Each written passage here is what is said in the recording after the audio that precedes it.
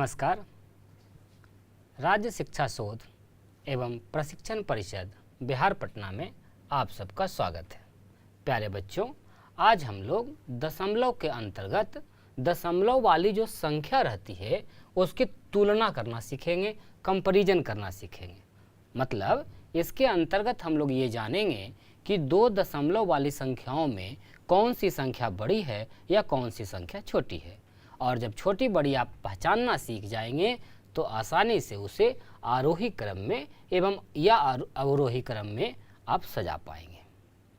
तो प्यारे बच्चों, आज की कक्षा में हम लोग तुलना तो सीखेंगे ही, साथ ही साथ दैनिक जीवन में किस प्रकार दशमलव की संख्याओं का उपयोग होता है एवं उसकी कुछ संक्रियाएं जोड़ एवं घटाव पर भी चर्चा करेंगे। तो आइए शुरू करते हैं दशमलव संख्या की तुलना करना। अब किसी भी दशमलव संख्या की तुलना करने के लिए यदि आप उसका चित्रांकन रूप देखें कि वह कितने एरिया को दिखा रहा है, कितने भाग को दिखा रहा है, तब आप ज़्यादा आसानी से समझ पाएंगे। जैसे उदाहरण के तौर पर हम अभी दो संख्याएं ले रहे हैं, 0.08 एवं एक संख्या हमने लिया है 0.1। आइए इन दोनों संख्याओं को हम समझते हैं। सबसे पहले इस पर विचार करते हैं। ये जो दशमलव की संख्या लिखा हुआ है, ये आप देख पा रहे हैं कि दशांश ही नहीं शतांश तक गया है। और इसका अर्थ है कि 100 हिस्सों में से यदि किसी एक आकृति को, हमने यहाँ दो आकृतियाँ बनाई है इसीलिए 100 के ग्रिड में, ताकि 100वां भाग भी रहे तो हम आसानी से दिखा पाएँ। तो ये कह रहा है कि 100वें हिस्से में से 8 हिस्सा अर्थात शतांश में से 0.08 का यदि हम छायांकित करें इस आकृति में, आइए छायांकित करते हैं, तो हम कैसे दिखा पाएंगे बच्चों। ये जो 100 हिस्से किए गए हैं इसमें से 8, क्योंकि 8 कौन से स्थान पर है, शतांश के स्थान पर है। अब आप पहचानना सीख गए हैं, स्थानीय मान जान गए हैं। ये 0 जो है ये दशांश के हिस्से पर होता है, दशमलव के ठीक बाद वाली जो संख्या है, और उसके बाद जो संख्या है उसका स्थानीय मान होता है शतांश। तो यहाँ दशांश के जगह पर तो कुछ है नहीं, शतांश के जगह पर है 8। इसका मतलब है कि 100 हिस्सों में से 8 हिस्से, चलिए 100 हिस्से किए हुए हैं, आइए हम इसके 8 हिस्से को छायांकित करते हैं, जिससे पता चले कि ये कितने एरिया को दिखा रहा है। 1 2 3 4 5 6 7 और 8 0.08 को हमने इसमें छायांकित किया है। अब यहीं पर एक और दशमलव की संख्या है 0.1। अब ये देखिए ये कितना बड़ा है, ये कितना बड़ा वैल्यू है, कितना बड़ा मान है इसका। तो दशमलव के ठीक बाद में एक लिखा हुआ है, अर्थात ये जो है दशांश, यानी 10 ही हिस्सा की इसमें ज़रूरत है। इसमें 100 हिस्सों की ज़रूरत नहीं है, 10 हिस्से ही करना है और उस 10 हिस्से में से एक हिस्से को दिखाना है। तो आइए दूसरा ग्रिड जो है इसमें भी 100 हिस्सा किया गया है, लेकिन हम इस बार इधर वाले लाइनिंग को अभी इग्नोर करके चलेंगे। मान के चलिए कि ये 10 ही हिस्सा है। 1 2 3 4 5 6 7 8 9 और 10 हिस्से। और इस 10 हिस्सों में से हमको कितना दिखाना है, एक हिस्सा। तो किसी एक हिस्सा को ले लीजिए। चलिए यहाँ से यहाँ तक हम एक हिस्से को ले लिए और इसे हम लोग छायांकित कर लेते हैं। अब देखिए दोनों जो एक ही प्रकार का हमने वर्ग बनाया है, आकृति बनाया है, उसमें दोनों संख्याओं का छायांकित भाग से हम दिखाए हैं। अब कौन कितने एरिया को कवर कर रहा है ये देख लीजिए, ये कितना कवर कर रहा है और ये कितना बड़ा क्षेत्र है, और इन दोनों क्षेत्रों में कौन संख्या बड़ी है अब आपको स्पष्ट दिख जाएगी।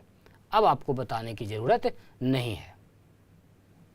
बिल्कुल आप सही समझ रहे हैं कि 0.1 है ये ज़्यादा बड़ी संख्या है 0.08 की तुलना में।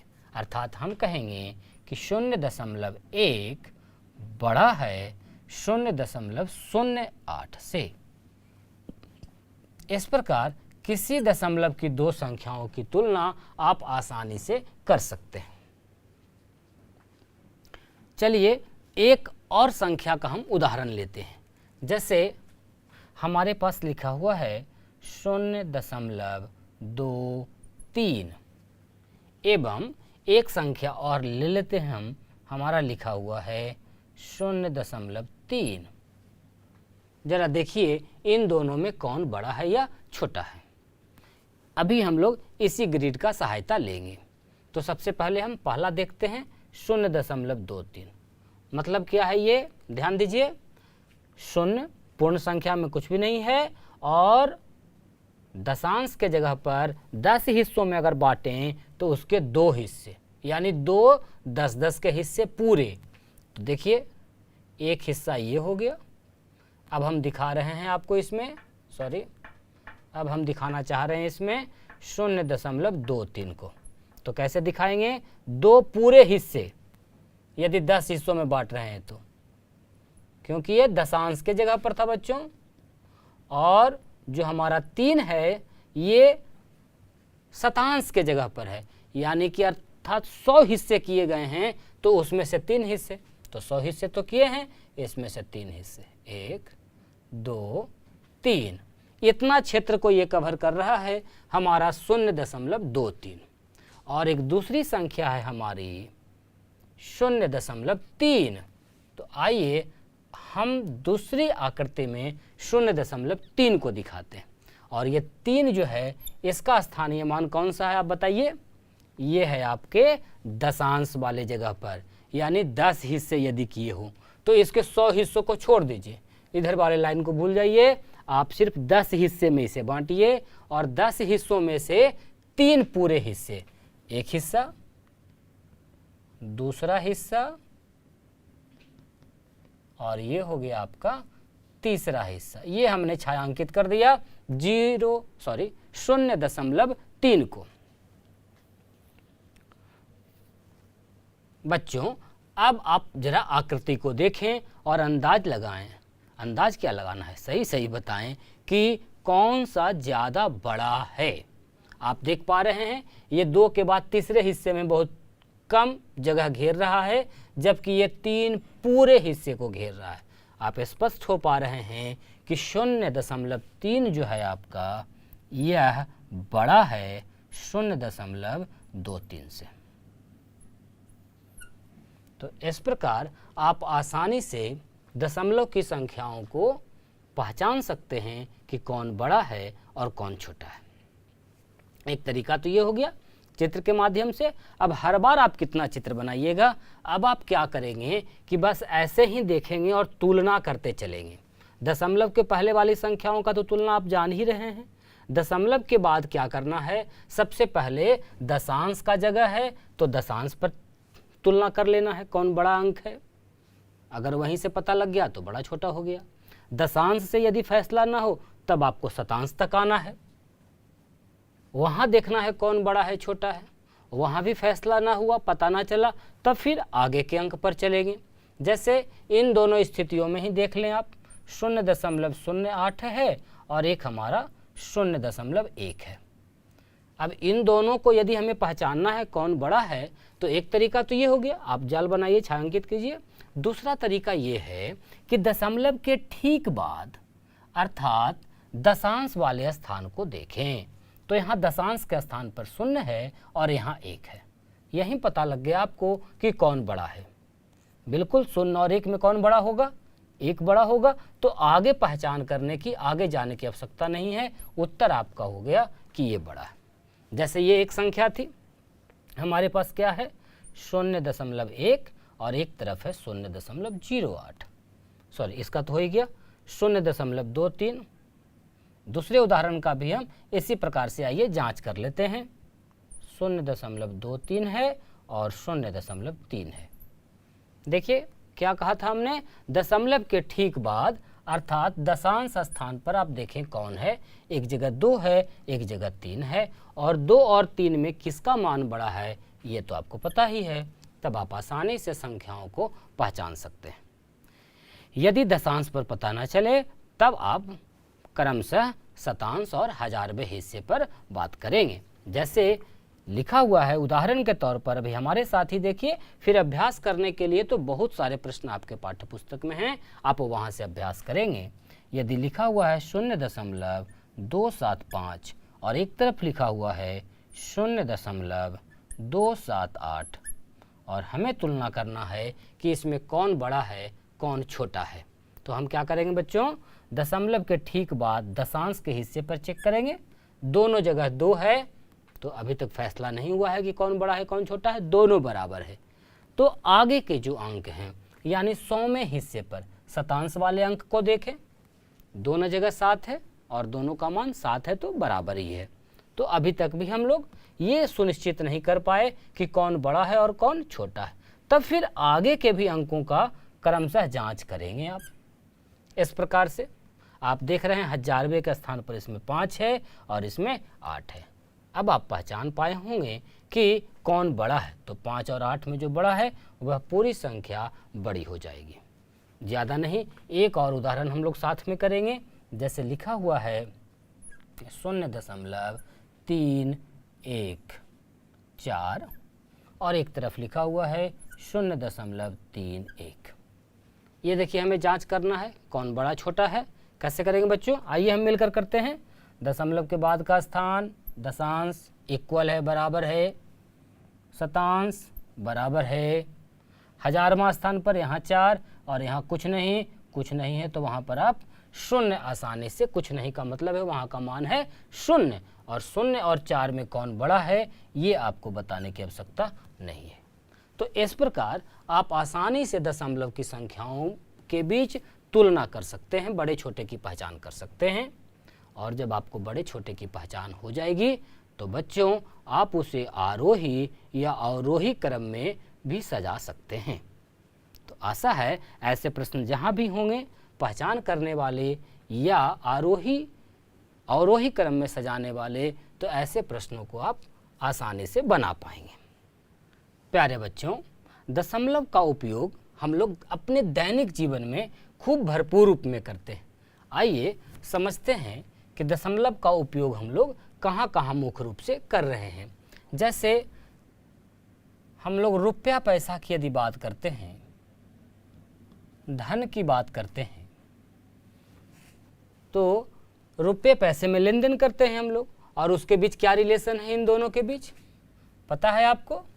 बिल्कुल, 100 पैसा मिलकर के 1 रुपया का निर्माण करता है।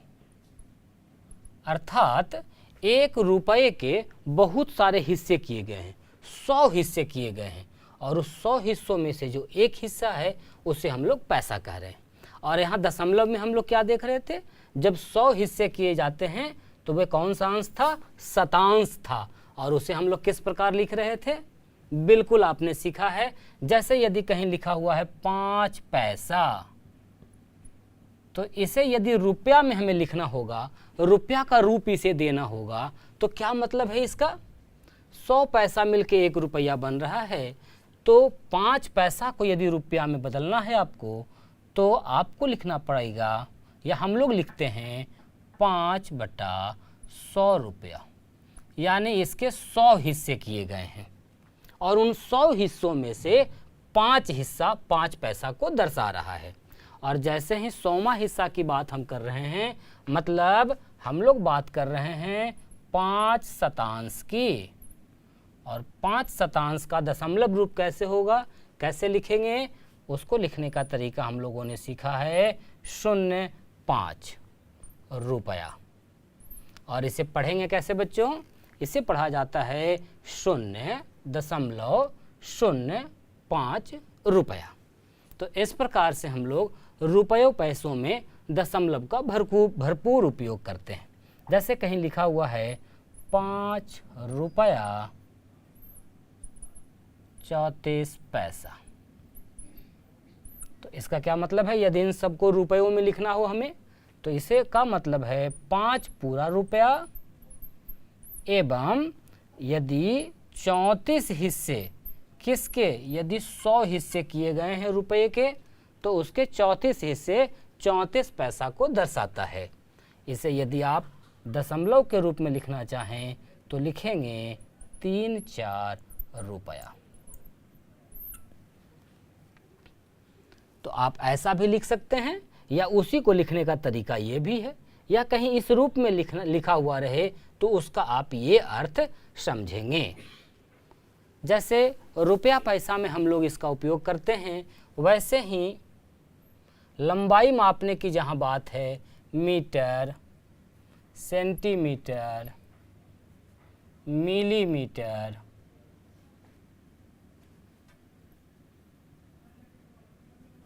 का हम लोग उपयोग करते हैं, किलोमीटर का भी उपयोग करते हैं।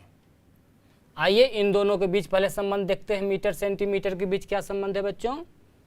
बिल्कुल सही समझ रहे हैं आप। 100 सेंटीमीटर मिल करके बनाता है 1 मीटर। अर्थात मीटर जो है या सेंटीमीटर जो है मीटर का 100वां हिस्सा है, शतांश है। तो हम लोग इसी प्रकार से उसको भी लिखेंगे। यदि हम बात करें सेंटीमीटर और मिलीमीटर की, तो आपने पढ़ा है कि 10 मिलीमीटर मिल करके 1 सेंटीमीटर का निर्माण होता है। पिछली कक्षा में भी हम लोग देखे हैं। तो यहाँ बात हो रही है दशांश की। तो कहाँ दशांश तक जाएंगे, कहाँ शतांश तक जाएंगे, इन बातों का आप हमेशा ख्याल रखें। जैसे हम लिखते हैं 6 मिलीमीटर, मिलीमीटर, तो इसका क्या मतलब समझ रहे हैं? यदि इसे सेंटीमीटर में बदलना होगा तो वस्तुतः 6 जो है 10वां हिस्सा यदि 1 सेंटीमीटर का हम करें तो वैसे वैसे 6 हिस्से, इतना सेंटीमीटर। और यदि इसे दशमलव रूप देना होगा बच्चों, चूंकि दशांश है 10वां हिस्सा पर है, तो हम लोग इसे लिखेंगे 0.6 सेंटीमीटर। ठीक इसी प्रकार से मीटर से भी बड़ी जो इकाई है, बहुत सारे मीटर, 1000 मीटर जब एक साथ मिल जाए तब उससे क्या बनता है? किलोमीटर। 1000 मीटर बराबर होता है 1 किलोमीटर। अब देखिए 1000वां हिस्सा पर ये आ गया है, तो 1000वें हिस्सा को हम लोग किस प्रकार लिखते हैं ये आप जानते हैं। जैसे लिखा हुआ है कहीं पर 230 मीटर और इसे हमें किलोमीटर में लिखना है, तो इसका ये मतलब हुआ कि 230 कैसे हिस्से हैं? 1 के 1000वें हिस्से में से 230, यानी 1 का 1000वां हिस्सा, ये आपका है किलोमीटर। यदि इसे आपको दशमलव में लिखना होगा तो 1000वें हिस्से तक आपको जाना होगा। लिखेंगे हम लोग 230 और इसे पढ़ा जाएगा 0.230 किलोमीटर। इस प्रकार से। ठीक इसी प्रकार से वजन का भी हम लोग दैनिक जीवन में प्रयोग करते हैं। और वजन का मतलब हो गया ग्राम, किलोग्राम। तो जैसे हम लोग मीटर और किलोमीटर में रिलेशन देख रहे हैं, वहाँ भी आपको पता है 1000 ग्राम बराबर होता है 1 किलोग्राम का। तो जिस प्रकार से मीटर और किलोमीटर के बीच हम लोग दशमलव का उपयोग कर रहे हैं, ठीक उसी प्रकार से वजन के बीच भी हम लोग उपयोग करेंगे। जैसे लिखा हुआ है 350 ग्राम और इसे आपको किलोग्राम के रूप में लिखना है। तो क्या मतलब है इसका? 350 और ग्राम क्या है? किलोग्राम का 1000वां हिस्सा है। अर्थात ग्राम को यदि किलोग्राम में लिखना है तो हमें करना पड़ेगा उसका 1000वां हिस्सा। और 1000वां हिस्सा जब किए हैं तो दशमलव के रूप में क्या हो जाएगा बच्चों? 350 किलोग्राम। तो इस प्रकार हम लोग हमेशा दशमलव का उपयोग करते हैं। और जब कहीं ज़रूरत पड़े, लिखा हुआ है आपका 2 किलोग्राम और 750 ग्राम, तो एक तरीका तो ये है लिखने का। और दूसरा तरीका इसे दशमलव में कैसे बनेगा, कैसे लिखेंगे हम लोग? जब एक साथ लिखेंगे तो सबको किलोग्राम में बदल कर, आइए हम लोग साथ मिलकर करते हैं। 2 किलोग्राम, बिल्कुल ठीक, पूर्ण संख्या में, प्लस 750 और ग्राम को हमें लिखना है किलोग्राम में। ग्राम क्या होता है बच्चों? 1000 ग्राम मिलता है तब जाकर किलोग्राम बनता है। तो ये तरीका हो गया आपको लिखने का किलोग्राम में। यदि इसका दशमलव निरूपण हम देखें तो 2 पूर्ण संख्या के रूप में इकाई के स्थान पर, और चूंकि हजारवा हिस्सा है तो 1000वें स्थान तक जाएगा, तो हो जाएगा 0.750 किलोग्राम। इस प्रकार हम लोग दशमलव के रूप में लिख देंगे, या दशमलव के रूप में कुछ लिखा हुआ रहे तो उसका क्या मतलब निकालेंगे, ये भी आपको समझना होगा या समझना है। प्यारे बच्चों, आइए अब हम बात करते हैं दशमलव के अंतर्गत कुछ गणितीय संक्रिया की। बहुत ही सिंपल गणितीय संक्रिया, जैसे जोड़ या घटाव। यदि दशमलव की संख्याओं को करना हो तो हम किस प्रकार करते हैं। उदाहरण के तौर पर कोई भी दशमलव की संख्या हम ले लेते हैं, जैसे लिखा हुआ है हमारा 0.23 का योग करना है, उसके साथ में लाना है, एक साथ कलेक्ट करना है 0.42 को। तो आइए हम देखते हैं ये किस प्रकार जुड़ता है। सबसे पहले इसे हम चित्र के माध्यम से छायांकन विधि के द्वारा देखते हैं। तो हमारा जो पहला दशमलव की संख्या है 0.23, आइए इसे हम इस जाल में दिखाते हैं कितनी बड़ी ये संख्या है। तो 23 का क्या मतलब हो गया? आपके दशांश के स्थान पर 2 है, यानी 10 हिस्सों वाले 2 पूरे। आइए हम इसे यदि इस प्रकार छायांकित करें तो एक पूरा हिस्सा और दूसरा भी पूरा हिस्सा, और उसके बाद है 3 कौन से स्थान पर है? शतांश स्थान पर है, मतलब 100 हिस्से जो किए गए हैं उसमें से 3 हिस्से। तो आइए 3 हिस्से को कर लेते हैं, 1, 2 और ये 3। अभी जो आपको छायांकित भाग दिख रहा है बच्चों चित्र में, यह दिखाया गया है 0.23 को। अब हमें दिखाना है 0.42 को। तो आइए हम दिखाते हैं 4। तो 4 पूरी, अर्थात 1, 2,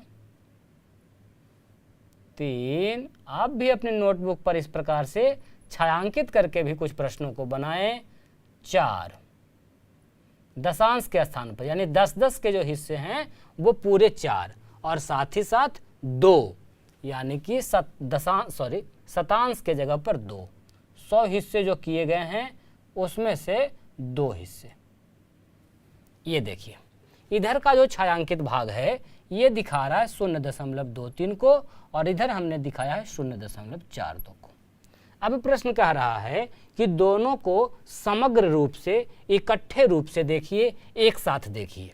तो जब एक साथ देखते हैं तो जरा देखिए ये पूरा जो छायांकित भाग है ये कौन से दशमलव संख्या को दर्शा रहा है। आइए हम लोग ढूंढते हैं। 1, 2, 3, 4, 5 और 6। ध्यान दीजिए, एक पूरा हिस्सा, ये पूरा हिस्सा 2, पूरा हिस्सा 3, 4, 5, 6, अर्थात दशांश के जगह पर 10-10 वाले यदि हम लोग लिए हैं तो ये दिखा रहा है हमको 6 दशांश के स्थान पर, और शतांश के स्थान पर कितना है? 3 और 2 इधर, यानी कुल 5 बक्से रंगे हुए हैं, तो 5। इस प्रकार आपने जो प्राप्त किया, इसके पहले कोई भी पूर्ण संख्या नहीं है तो उसे हम लोग 0 से निरूपित करते हैं, अर्थात इन दोनों दशमलव का योग आपने प्राप्त किया है 0.65। तो ये एक तरीका है दशमलव की संख्याओं को जोड़ने का या जोड़ समझने का। इसे हम बहुत ही साधारण तरीके से भी आसानी से जोड़ कर सकते हैं, जैसे साधारण जोड़ आप करते हैं इस प्रकार से 0.23, 0.42 और इन दोनों का योग है। योग की क्रिया तो आप जानते ही हैं, सबसे दाहिने से हम लोग करेंगे एकदम, और सबसे दाहिने वाले के सामने देखिए 3 और 2 को पूर्व की कक्षा में आपने बहुत सारा जोड़ बनाया है। 2 और 4 6.0 शून्य। इस प्रकार से योग हो गया। ऐसी कोई भी संख्याएं रहें तो आप जोड़ें। ध्यान ये रखें कि दशांश को दशांश के साथ ही जोड़ेंगे, शतांश को शतांश के साथ ही जोड़ेंगे, और यह प्रक्रिया लगभग सभी के लिए, हजारवां है तो हजारवें स्थान के साथ ही जोड़ेंगे। ये तो पूर्व की कक्षा में भी आपने जब जोड़ पढ़ा है तो ये जाना है कि इकाई स्थान के अंक को इकाई स्थान के साथ ही और दहाई स्थान वाले अंक को दहाई स्थान वाले अंक के साथ ही जोड़ते हैं। तो आइए कुछ और उदाहरण हम जोड़ के देखते हैं। चलिए, अगला उदाहरण है हमारे पास 8.94 प्लस 6.37।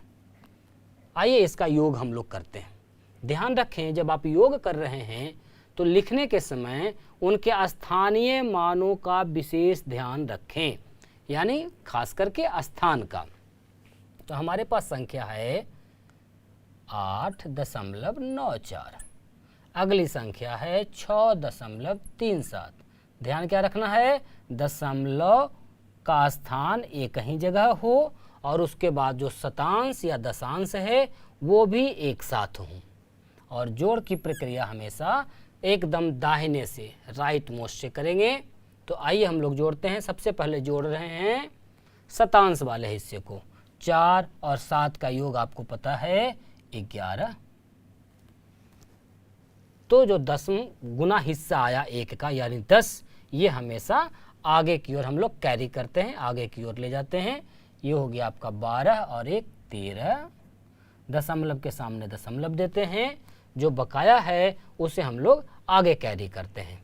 तो हो गया 14 1 15।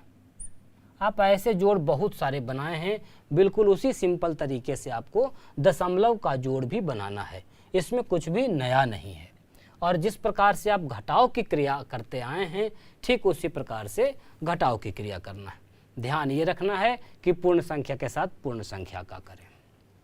जैसे 1-2 उदाहरण हमने साथ में जोड़ का बनाया, आइए 1-2 उदाहरण हम घटाव का भी कर लेते हैं। इसी प्रकार से यही एक प्रश्न है, इसे ही घटाव की संक्रिया में देखते हैं। 9 4 घटाव की संक्रिया है 6.37 के साथ। तो आइए हम लोग साथ में करते हैं 8.94 और 6.37। घटाव की क्रिया भी हम लोग एकदम दाहिने के अंक से करेंगे। तो आइए देखिए, जब यहाँ पर जोड़कर ज़्यादा हो रहा था तो हम लोग आगे कैरी कर रहे थे, और जब घटाव की क्रिया ना हो तो हम लोग बगल से कैरी ले लेते हैं। तो यहाँ देखिए 4 से 7 यदि नहीं घट रहा है तो हम लोग बगल से कैरी ले लेते हैं। 14 हो गया, ये बच गया 7।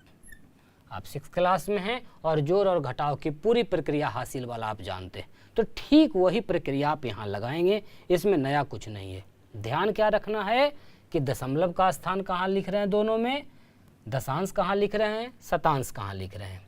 तो आइए 8 में से 3 गया, कितना बच गया बच्चों 5, और 8 में से 6 जाएगा तो 2। इस प्रकार आप आसानी से घटाव की क्रिया कर सकते हैं।